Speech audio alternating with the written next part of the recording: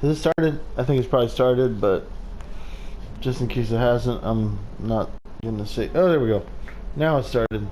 Lame time for you. That's not a good sign. Anyway, this game is called A Winter's Daydream, I think. And the premise of this game is so crazy that I just had to check it out. Let's check it out.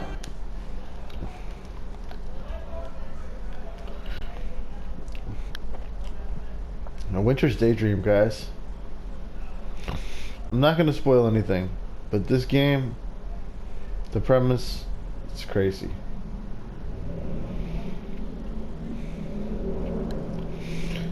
It's a visual novel, and I did not expect it to take this long to load. That's weird. December 28th, Thursday. A Winter's Daydream. It's only 28th of December, but snow is falling outside the train windows. There wasn't any snow back in Tokyo, though the air was crisp and chilly, cold enough to make you burrow your hands a little deeper into your pockets. It didn't snow. It's different if you travel a little further north, though. It gets colder here, much, much earlier. Everything is cold in the northern countryside. Everything except people's hearts, as my dad likes saying. I wonder, can I make these words go away so we can see his face without the words in front?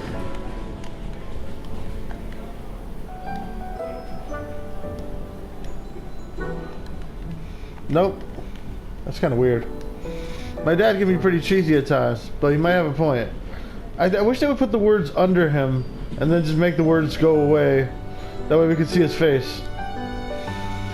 I've been living in Tokyo since spring this year. In the beginning, I was excited to get away from the dull countryside I was raised in, but, well, you know, what they say, the grass is always greener on the other side, and people are never satisfied. When I left home, I soon decided just how different the city was from everything I used to know. I lived in the countryside all my life in a small town with a population of about 15,000 people. I'd taken it for granted that I knew the names of my neighbors and they knew mine. I thought it was normal that our family cat, Tama, would sometimes stay with the elderly Mr. Igarashi for days on end because he fed our picky feline better cuts of meat than we did. Actually, that is normal, dummy. It was only to be expected that the clerk at the nearby grocery store would give me a few extra sweet potatoes whenever I stopped by because he knew my younger sister, Otoko, was fond of them. That's also, normal. My hometown was much colder than Tokyo during the winter months, and I can still remember scenes from my childhood where the snow piled up on the roads and fields a full 5 inches thick. Old roofs would strain beneath the burden of the snowfall, and my father would spend his days off work shoveling snow for our elderly neighbors. Is this ever going to end? So I'm trapped in this. I can't save the game at this point. I just have to play through this, I guess. I don't like this. Just start the damn game. Like, this is boring. No matter how frigid the weather became in my small town, the people would always band together to help one another, spearheaded by gung-ho, eternally optimistic men like my father. Okay, whatever. Keep it going. In my old man's words, the hearts of the people were warm, even if their hands were cold. Tokyo, meanwhile, is completely different. In Tokyo, the streets are busy, and the buildings are big, and the people, it's hard for me to describe them. That's because there are far too many of them. Tokyo isn't inhospitable per se, but it's not the most welcoming of places, least of all to a boy like me, who grew up in such a secluded environment. I was afraid Tokyo would eat me up and spit me back out again. I think my parents were afraid too. Mom used to call me every other day when I was first settling in. She was forever sending my bags of rice and locally procured persimmons, fearful I might be so overwhelmed by my new surroundings I would forget to buy food for myself. That, or maybe she worried I wouldn't know how. Fortunately, I've managed to make it this far. Though I was awkward and unsure at the beginning, I survived the hostile alien terrain of the big city. I joined the photography club at university, and I made several friends. My time in the city wasn't as bleak or scary as I feared it would be. In fact, I enjoyed it. 8 months later, and I managed to make it back to my hometown in mostly one piece, with an expensive new haircut, and expensive new shoes, and expensive new glasses to show for my travels. My canvas bag lies on the ground at my feet. It's a small bag with only a few sets of clothes and a game console and my camera stashed away inside. Let's play some video games. I'm bored. I'm only going to be back home for a handful of days. I plan to stay for New Year's, of course, because it's a family celebration. And we, meaning me, my father, my mother, and my younger sister, always go to our local shrine together. But that's it. When the 3rd of January rolls around, I'll be on this old rickety train back home. I can't afford to miss the start of the new semester. Not even a couple of days. Time, I have discovered, moves more quickly in the city than it does in the countryside. If you miss a single lecture, you'll be scrambling around for a week trying to recover the information that slipped through your fingers. But sometimes it's too late. There's not enough time. There's never enough time. I sigh as I stare out of the train's windows. It's very dark, but the stars are particularly bright tonight. I think I can spot Betelgeuse from the corner of my eye. It's the 3rd brightest star in the northern hemisphere. I know a lot about stars. My grandfather liked to lecture me about the night sky when I was little. I wasn't particularly interested. I only cared about my handheld, but his lessons must have stuck. Can I see any other constellations out the train's windows? It's hard to tell. My eyes, despite my brand new glasses, are unfocused. The snow doesn't help. The snowflakes fall slowly and lazily, swirling around the cool night, like they have all the time in the world. Why don't you show us that? Why don't you learn how to design a video game and show us some snowflakes? Time. I yawn. Of course it wouldn't snow in Tokyo. That would cause too many problems. It could interfere with the bus routes and the train schedules. Snow doesn't care about that shit, man. Schools would be shut, business meetings canceled, and everything would fall apart. All it takes is a day. Time is money. It can only afford to snow out here in the middle of nowhere, because who is it going to inconvenience? The citizens of my tiny town, with its miserable selection of shops and only one high school? Like anyone cares. 15,000 people is nothing compared to the millions who reside in Tokyo. I don't think that's how it works, man. It's kind of an interesting poetic idea, though. I can feel sleep creeping up on me. My arms and legs droop like unwatered plants. My head feels far too heavy for my neck. Man, this is making me sleepy, as though it's been stuffed full of newspapers. With a soft yawn, my eyelids fall shut, and my head leans back against my chair. I think I'm dreaming. In my dreams, it snows. It always snows around here. Though I miss my parents a good deal when I went away to Tokyo, I eventually learned how to live without them. I can even iron my own laundry now. It's nothing short of a miracle. Can I save the game now? No, still can't. Can I? This is more like it, though. This is how it should have been from the beginning. But still, I'm kind of disturbed that I can't save at this point. I've always been on the short side for my age. I blame my mother's gene pool, with long feminine fingers and soft round cheeks, but I'm still 19 years old. I'll be 20 next year. I am an adult, though I don't particularly look like one, and we all have to grow up eventually. When my parents sold me off the train last spring, my heart full of dreams, my head full of nerves, my dad put one meaty paw on my shoulder and told me there was nothing to worry about. If I go to the main menu, I'll probably have to start all over again. You're my son, he said. No matter what happens, you'll do just fine. I have faith in you. They should have shown this while he was talking about the starry sky instead of just his face. It's kind of annoying. At the time, I appreciated his vote of confidence, particularly when I had so little confidence in myself. I'd like to believe I'm capable of being self-sufficient now, but I still think about my father's words from time to time. His serious tone was quite unusual for my dad, who, despite being tall and broad-shouldered like a cop from a film noir, is always cracking terrible jokes. His sudden supportive attitude was certainly new. Whenever I watched television with my family on New Year's Eve, huddled together beneath a kotatsu like penguins, my dad would point at the male idols on the panel shows and say, "Look, you, I found the perfect job for you. Haven't you ever wanted to be a model?" Then he'd laugh and slap his knee, disrupting the top of the kotatsu so green tea spilled everywhere. I never imagined I'd one day miss my father, who was determined to poke fun at me at every given opportunity during my formative years, but I missed him more than I expected. As for my younger sister, however... Otoko, there she is. "Hey, are you deaf? I asked you to pass me the vinegar."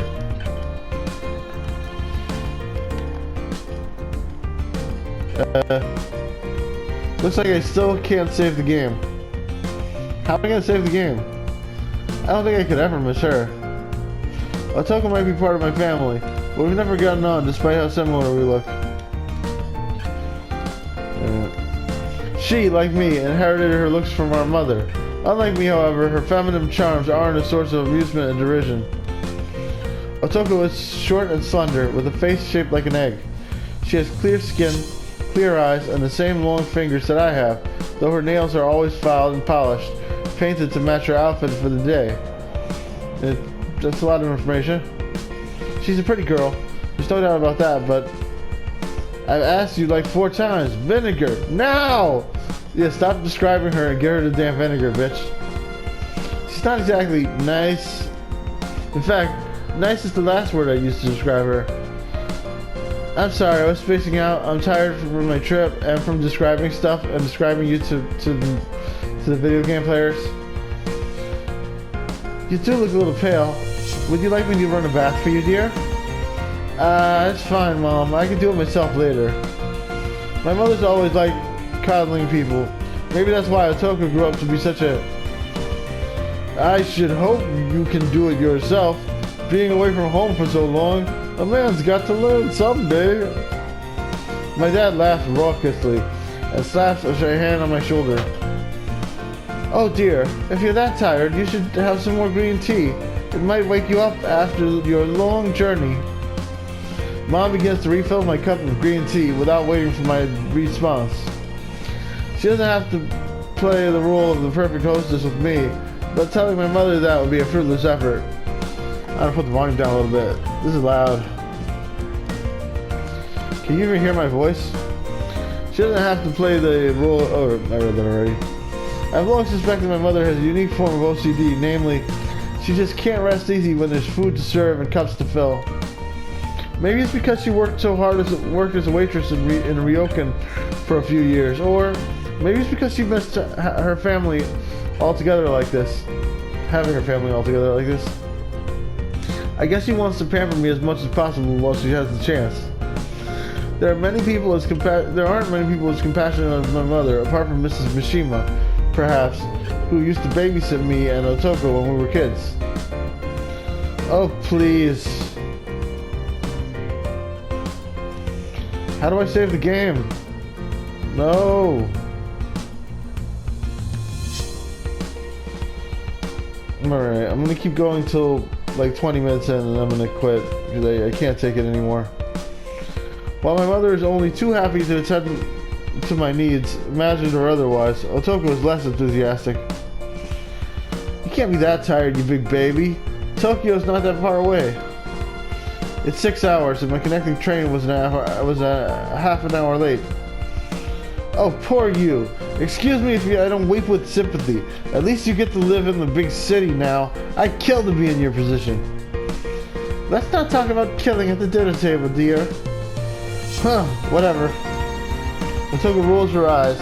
The motion is particularly effective against the ring of black eyeliner that frames her deep brown irises. Maybe I should try to diffuse the tension. The 4 of us might be a family, a model example of a nuclear unit. But I have been away for almost a year. It's only natural our union will be a little awkward. You can't expect everything to revert back to the way it was over a single meal.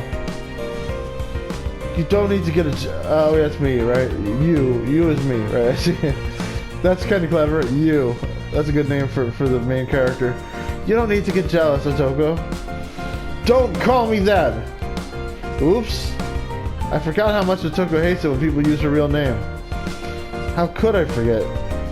She's only chewed my head off about it 1,000,001 times ever since she turned 13 and started reading Fastest magazines and learned to be self-conscious. What name does she like? Otoko never used to be this much of a brat when she was a kid. Puberty, beyond filling out her figure, did something rather frightening to my little sister. She might have blossomed on the outside like a beautiful flower, but her personality has withered on the vine. I'm sorry, Otome. Our family name was Saotome. Otoko prefers to go by a diminutive of that rather than by her given name. Otome, okay.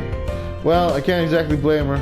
Otoko inherited her name from our maternal grandmother, but it's a pretty hefty burden to place on a fashion-conscious girl like my younger sister. While Otoko is written with perfectly innocuous characters, those for sound and girl respectively, is more commonly used to mean man. Otoko says as soon as she leaves home and goes to university, she's going to get her name legally changed. Mom tried to talk her out of it, but Otoko is as stubborn as a goat, and nothing can change her mind. That's why it's impossible to argue with her about anything. Anyway, Tokyo is not all it's cracked up to be, you know? Oh, really? Really, it's so big, and there are so many people, and it can be pretty noisy at times. So, are you trying to show off now? No, Oh, it must be so hard for poor little you, having to go all the way up to the big bad city while I'm stuck here in this dump with nothing to do for another 2 years. This town isn't so very bad, is it, Otome? It's kind of confusing that they label her Otoko, but everybody's calling her Otome. Whatever, I guess a nickname, I guess. You don't want to grow up too soon. Enjoy your childhood.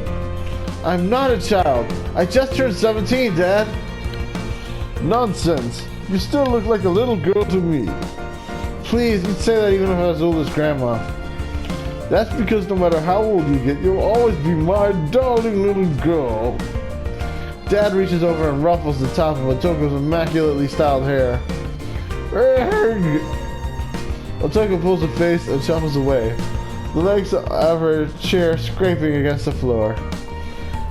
How many times have I told you not to do that, Dad? You're going to ruin my hair. Dad just laughs. Dad laughs a lot. I yawn fatigued, but not fatigued enough to forget to press a hand against my mouth. I have no desire to give my family an eyeful of half-masticated nikujaga. I think nikujaga are noodles, maybe? Not on my first day back home. So, Otome, you wanted the vinegar? Really? Now? That's like 1 hour later, dude. That's what I said like an hour ago. Yeah. That's what I said too. There we go. I like Otoko. Now I really like Otoko. I can't believe this bitch brought up the vinegar. Oh my god. She obviously didn't make this request an hour ago. Yes, you did, bitch. But I don't point that out. Getting into an argument about semantics would be incredibly childish and petty, and I am an adult now. No, you're an asshole. Here. She doesn't need it anymore. They already finished eating. I slide the vinegar over to Otoko. As expected, she doesn't thank me. I don't know why you couldn't have gotten it yourself. She did get it herself, bitch. And reached all the way across the table? No, I guess she didn't. Otoko raises an eyebrow. She doesn't say, "What are you, stupid?" But that's clearly the message she's trying to imply. No, it wasn't. Calm down, bitch. You were closer to it than me. And anyway, you're supposed to be the man, aren't you? Meant to look out for your little sister? Sorry, I didn't think. No, well, you never do. I guess some things don't change. It's rare I agree with my sister, but she might be right. It's been many months since I saw her last, but she's still a huge brat. So, honey, we're all curious. That was some pretty good. That was some pretty good shade right there. So, honey, we're all curious. What's it like in the big city? Bitch, she already told you that. You haven't been there for a full year, but you already look different. Do you really think so? That's right. You've got new glasses, haven't you? And I think you've gotten taller. I look at Mom hopefully, perhaps a bit too hopefully, and exclaim, huh? Really? In your dreams. Thanks for bringing me back down to earth with a bump, Otoko. So, dear brother, why don't you spill the beans? What's it like in the big city? I'm dying to know. Please enlighten us little people. Well, there's so much. I'm not sure where to begin. I don't really want to begin either. Not with Otoko glaring at me, her lips pursed like she's sucking on a bitter melon.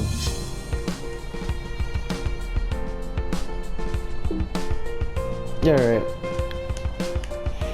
I've been going at this for like 20 minutes and nothing's happened at all. I'm bored. I'm regretting buying this game now. This is like how all visual novels start. But I wish that I could at least save. Alright, let's see. I'm too tired for all this. The train ride really took it out of me. Alright, so let's... What if I go to the main menu? It just takes me straight to the main menu. But then can I continue? Can I continue from where I was? No, I can't! Oh, I can. Okay, I hit resume. Please start exactly where I was. Okay, good, good. It looked like I couldn't resume, but I did hit resume, and hopefully it'll take me right where I was.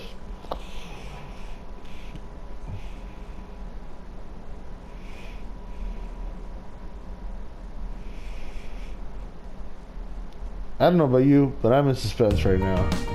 Hey, are you deaf? I asked you to pass me the vinegar. Okay, at least it didn't start me at the beginning, so that's good. But, yeah, that's not good. Alright, everybody.